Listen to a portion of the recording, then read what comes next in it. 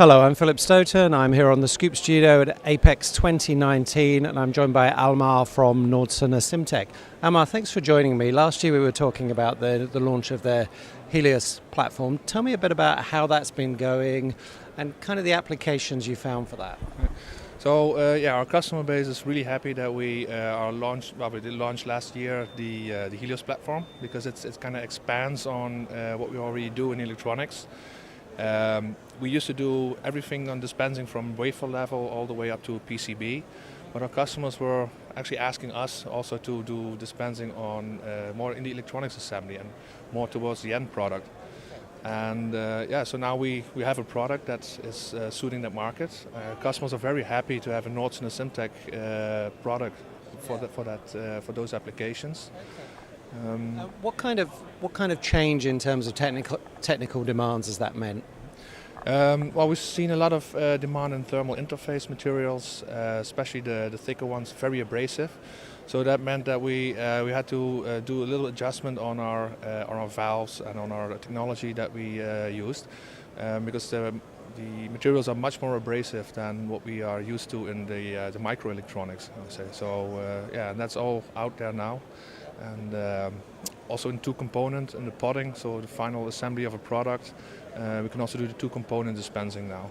Okay, yeah, that's interesting. And when you look at the companies that you're now serving, are they different companies, or are they the same companies that had activities in the PCB and semiconductor world and also have assembly?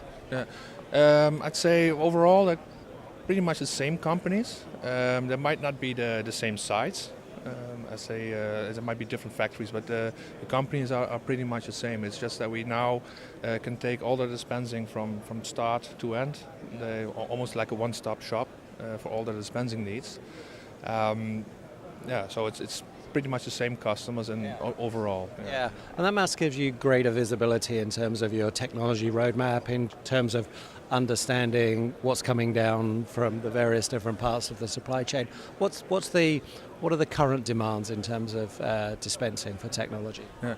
So especially on the larger volume dispensing, people say they're not that accurate requirements. But what we actually do is we take our process control that we have on the micro dispensers, and we upscale it to have closed loop control also with the bulk dispensing. So if you are looking at RTV silicone dispensing for sealing and gasketing, we use, for example, the scale and a software to use mass flow control that was traditionally was only used in the microelectronics. So we're upscaling that and bringing that to basically to a new market. Yeah, I mean that's interesting, isn't it? When you work in different markets and you're able to take best in class in one and use it to benefit the next one.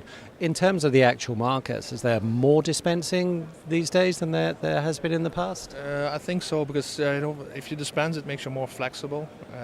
If you in the past, I take the TIM as an example. In the past, you had tapes and pads, and those are less flexible, of course, than dispensing, because dispensing is changing a program and you can make a different product. Where if you have pads, you have to have different size pads, you have different storage locations, so it's less flexible. Yeah, so you have that manufacturing agility that everybody's looking for these days. And any new announcements at the show this week? On the Helios platform, we announced pretty much everything last year, but we're now showing it in a more mature form. It's also how it goes out to customers, how it went out to customers over the last 12 months. So we've got everything at the booth for showing it. Yeah. Wonderful. Well, Almar, thanks for stopping by. Thanks for talking to me, and good luck with the show this week. Thank you.